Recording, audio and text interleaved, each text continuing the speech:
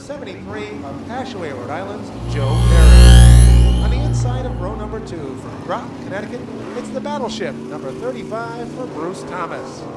Next to him, driving number 2 from Trumbull, Connecticut, it's Dwayne Knoll.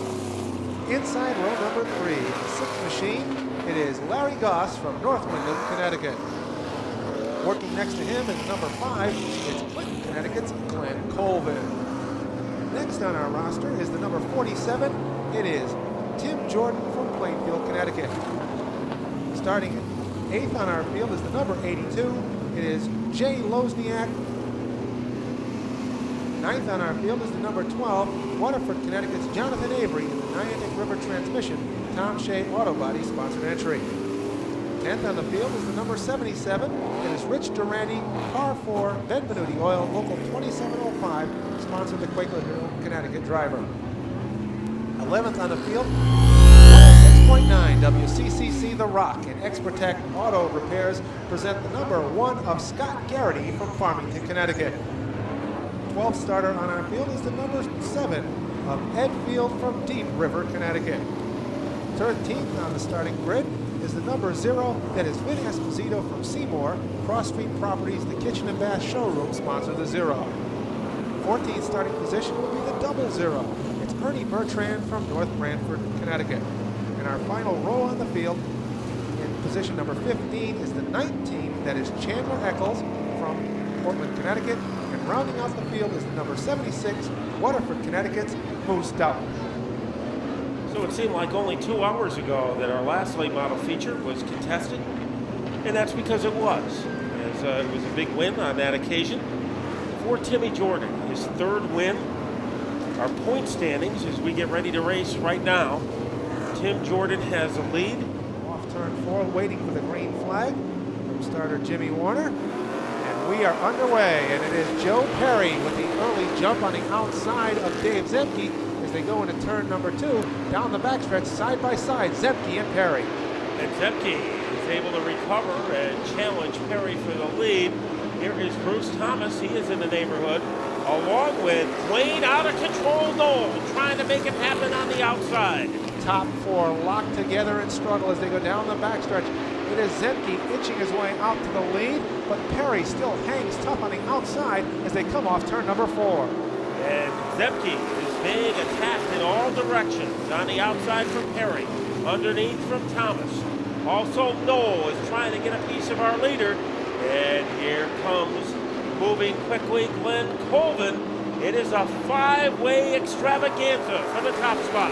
And now Zemke has worked his way out in front of the 73 of Perry. Bruce Thomas now sneaks on the inside of the 73. He'll grab the 2nd spot in turn number 3. The top 5 cars can fit inside a picnic basket. Zemke is leading, and now Larry Goss wants to join the fun. Tim Jordan. Zemke works his way out to the lead. Now Thomas in 2nd there in the clean air. It's Thomas now assaulting the 16 on the outside off turn number 4. Colvin has some bite, as almost like Jaws in the movie. As he moves into 3rd, he has some giddy up against Dwayne Knoll on the outside and Larry Goss on the inside. And a good battle between Timmy Jordan and the 2-car now of Knoll, who is shuffled back and moving ahead is Joe Perry. The Battleship now aims its guns at the lead as he works to the outside of the 16. Down the backstretch, Thomas now jitterbugs into the lead off turn number 3. And he made it look easy. A lot of power for that backup car from Thomas. He has the lead, 7 laps into our race. Colvin now looks to make the outside line work, but he'll slide up the track. That allows Goss on the inside to get a run on the 5 as they go side by side in turn number 3. They swoosh their way off the 4th turn. Larry Goss, not enough that time to derail Glenn Colvin. Little bump between the 5 and the 16, but they keep their momentum, and now here comes Colvin as he just rampages his way into the number 2 position. And now the 6 of Larry Goss on the outside like lightning from the ionosphere will crackle his way into the 3rd position in turn number 2. Right behind him, Timmy Jordan starting to light some sparks in the 47. Timmy Jordan starts the night with a pretty big lead in the point standings. Little contact carved open, a pretty substantial lead over Colvin. one double file battle, and that's between Ed Field and the 76 of Moose Stout. Ed Field's wife, Margaret, celebrating a birthday today, and Ed trying to put some candles on that cake by getting by Moose Stout, which isn't very simple to do. And Doughton on the outside now gets around the 7 of Field. He'll gain that position as everybody now runs single file. But the man who's leaving them in his wake, it's the Battleship, the number 35 of Bruce Thomas. Good battle is brewing between the 5 of Colvin and Larry Goss's number 6 car, and Tim Jordan is back to life. Remember in the first race, Tim Jordan said the key to his success was patience. For most of the race, he laid back in 3rd place and waited to make his move late in that event. So even though Tim Jordan is sitting in 4th at this time, we know it's too early for him to show us everything that he can do. Halfway through, the top 7 run single file. The battle on the speedway now is for that 8th position. It's Jay Lozniak in the 82 and Jonathan Avery in the 12. It is Avery at the stripe with that spot. He purchased that ACT car earlier this week, or his car owner did. And right now he and Jonathan Avery, 2 of the younger drivers in the field, are battling for position. Meanwhile, Bruce Thomas, he has cleared the field, and he is on cruise control. And Colvin, Goss now going out of line, trying to thunder his way down under the 5 of Colvin. And Glenn, that car seems to come in the longer the race goes on, and Colvin has a pretty good race car at this time. Positions 2 through 5 are wedged together on the speedway as they go down the backstretch single file. Colvin in that 2nd spot, Goss runs 3rd. Jordan, our points leader, sits in the 4th spot, and Dwayne Knoll will bring up the charge. Then it's Zemke, followed by Garrity and Avery. Now Esposito starting to move in on the 82 of Jay Lozniak. Things are still interesting in the battle for 2nd. Glenn Colvin, like a tattoo, his back bumper is the 6 of Larry Goss. So Colvin has the spot, but all over him, like candles on a birthday cake, the 6 of Goss. And let's see if he can find room. So far, he hasn't been able to find any against the 5 car. And the number 16 of Zemke has come back to make it a 5-car battle. Here comes the move now. Goss works to the outside of the 5 of Colvin down the backstretch. By inches, he has the spot, but they are even coming off turn number 4. Tim Jordan also starting to pick up the pace in car number 47. 2 cars padlocked together. On the bottom is Colvin, and he is able to get the upper hand. Something wrong with Goss. That car loses some energy into turn number 4.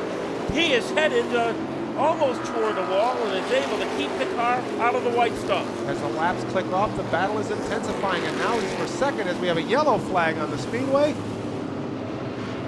So the first yellow coming out on lap against Timmy Jordan.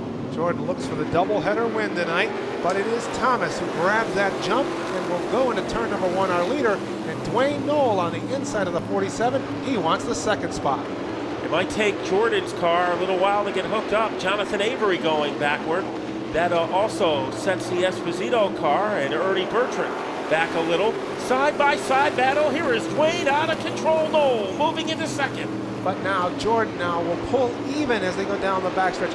Knoll on the inside, Jordan on the outside. Those 2 cars locked in battle as they come off turn number 4. A youngster and a veteran hooking up as Dwayne Knoll is close enough to be wearing Jordan's Hans device as they head into the 3rd corner. Thomas has opened up a little bit of a cushion. Here comes Knoll. Little bump to the back of Jordan's car. He might have some room to move back into 2nd. Knoll looks to hang on to the 2nd spot, but Jordan is still right there alongside of him as they go down the backstretch.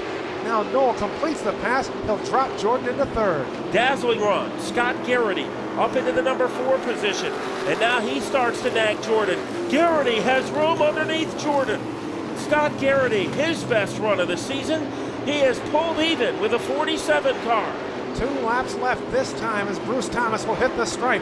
Garrity on the inside tries to get the 3rd position away from Jordan. Jordan has it right now. It is still Jordan on the outside of Garrity. Jordan pulls away from the number 1 machine, and he will ride in the 3rd position. But at the front of the field, the Battleship leaves them all in a wake with just 1 lap left. The 35 of Bruce Thomas tears into turn number 1. He'll go down the backstretch. We have a pass on for the 2nd spot as Knoll and Jordan still battle for that position. Off turn number 4, it'll be the number 35 of Bruce Thomas Jr. taking the win. In second by inches, it was the number 2 of Dwayne Knoll. The driver of car number 35. Here he is, Battleship Bruce Thomas Jr. And a classic smile for a classic ride. Bruce, after what happened last week with your car winding up splattered in turn 1, how important was it to come back this week and make a statement like you did tonight? I'll tell you what, it was real important, but I really have to stop and thank my whole crew. We plugged away till 11 o'clock every night this week. Big help from my man T-Mac doing the Macrino, the crew, Nate, everybody on my crew, Woff, Cubby, anybody that had anything to do with this thing. But Carter, Peaks, I keep plucking away, we'll just do what we can do. Big money Brandon for helping me out. George Cubby, Edible Arrangements, American Billiards, Head Insurance, RCN, Florissant, and my whole team's the best because no matter what, we just keep plugging, and I knew sooner or later we're going to get one. Wendell Daly and the 66 team, one of the first to offer their congratulations tonight to Bruce Thomas, and the celebration has already started. How concerned were you when that late yellow flag came out and it was a double file restart against a guy who was pretty good on the outside earlier tonight, Tim Jordan? I was a little nervous because that kid's damn fast, especially on the top. So to hold him off, I don't know if he got tangled up with some people, but I knew I was getting the count of cars on the radio, and it was growing bigger and bigger. So I was just trying to stay smooth and hit my marks because I seem to not be able to do that week in and week out lately. Well, he hit the biggest mark of all, the mark of a victory tonight.